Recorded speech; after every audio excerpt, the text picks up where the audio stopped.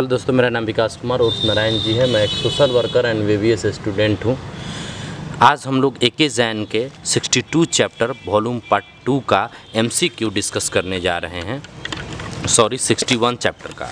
ठीक है, ये इतना इम्पोर्टेंट है कि सारा मेन कंसेप्ट चैप्टर का इस MCQ से कवर हो जा रहे हैं। पहला है, which of the flowing method is sensitive for easy assessment of hormonal activity. तो इसमें आंसर जाएगा बेस्ट ऑप्शन एलिसा जाएगा। इजी असेसमेंट ऑफ जो होगा इसका आंसर में एलिसा इसलिए जाता है क्योंकि एंटीबॉडी एंटीजेन पर ये काम करता है। Which of the following hormone mediated their major effect without actually entering the target cell. बिना सेल में घुसे ही काम करता है एक्सेप्ट, लेकिन पूछा क्या है एक्सेप्ट, तो मिनरलोकोर्टिकॉइड होगा क्योंकि ये सब जो है कि नहीं बिना घुसे ही काम करता है, लेकिन वो एक्सेप्ट पूछा है तो ये घुस कर मिनरलोकोर्टिकॉइड्स दूसरे ये प्रोटीनियस नेचर का नहीं होता है, इसलिए ये इंटरनल बॉडी में जाके सेल में जाके काम करता है और ये सब सरफेस पे ही सबका रिसेप्टर होता है। Which of the following hormone increase the level of intracellular cAMP except, तो CAMP पाथवे होता है, ठीक है, जो एक स्पेशल प्रोटीन से एक्टिवेट होने पर ये काम करता है। तो ये पाथवे वही फॉलो करते हैं जो रिसेप्टर उनके सरफेस पे हो। तो ये आंसर कौन बताना होगा, जिसका रिसेप्टर अंदर हो, तो उसका आंसर होगा 125-DHCC, क्योंकि विटामिन D3 जो है कि नहीं ही ऐसा एक हार्मोन नेचर है, ऐसा जो भी है, तो ये इसका रिसेप्टर अंदर होता है। Not a true statement with reference to a negative feedback control hormone secretion. Not a true मतलब गलत खोजना है, ऐसे 3 गो सही है, 1 गलत है। तो किसके लिए, निगेटिव फीडबैक कंट्रोल के लिए। The response is opposite to the original stimuli, तभी तो निगेटिव बोलते हैं, सही है। रिस्पॉन्स जो होगा ओरिजिनल स्टिमुली के उल्टा ही होता है। Response is same as that original stimuli, नहीं, ये गलत है। ठीक है। The target organ hormone act their on their anterior pituitary and hypothalamus, सही तो है। टारगेट ऑर्गन क्या करता है ना, एंटीरियर पिट्यूटरी और हाइपोथैलेमस पर एक्ट करके उसके सेक्रेशन को रोकता है। And anterior pituitary hormone can act on the hypothalamus, एकदम सही है। वो भी एंटीरियर पिट्यूटरी को हाइपोथैलेमस एक्टिवेट करता है। जब लेवल ज़्यादा हो जाने के बाद एंटीरियर पिट्यूटरी खुद हाइपोथैलेमस को बोलता है कि अब हम उसी का सेक्रेशन को रोकने लगता है। तो यही निगेटिव फीडबैक का है तीनों, वो दूसरा गलत है, बी नंबर गलत है। Control mechanism differ from regulatory mechanism in all of the following except. पहले एक बात जान लीजिए, देयर कैन, एक बहुत गोल्डन स्टेटमेंट है कि there can not be regulation without control. ठीक है, रेगुलेशन नहीं हो सकता है कंट्रोल के बिना, यानी control is more important than regulation. ठीक है, कंट्रोल है, कंट्रोल जो है वॉलेंट्री होता है और रेगुलेशन इनवॉलेंट्री होता है।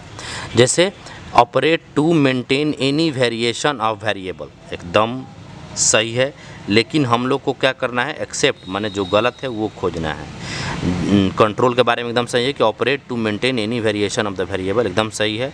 जनरली इज कॉन्शियस मैकेनिज्म, सही है। कॉन्शियस मतलब हम जैसे पानी पीना हमारे हाथ में है, लेकिन उसका रेगुलेशन करना, जैसे ज़्यादा पी लिए तो बॉडी बाहर कर देगा रेगुलेट करके, या कम पी लिए तो बॉडी से बाहर नहीं निकलने देगा रेगुलेट करके।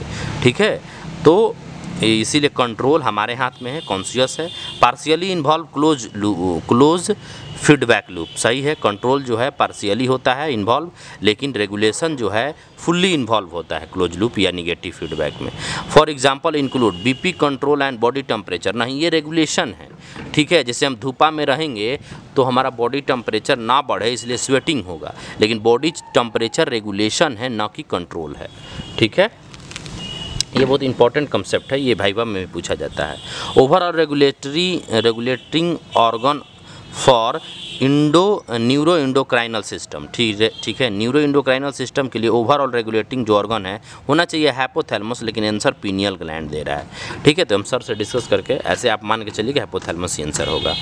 And endocrine control of cell function differ from neural control in all of the following except. देखिए, इंडोक्राइन अलग है न्यूरोक्राइन से, तो लेकिन एक्सेप्ट पूछना है, तो मेडिएटेड बाय हार्मोन, ठीक है, इंडोक्राइन हार्मोन से होता है। मच लॉन्गर लेटेंट पीरियड, क्योंकि हार्मोन का लेटेंट पीरियड ज़्यादा होता है, उसका सिक्रेशन और उसका एक्शन होने में, उसका इफेक्ट दिखने में थोड़ा टाइम लगता है, लेटेंट पीरियड लॉन्गर होता है।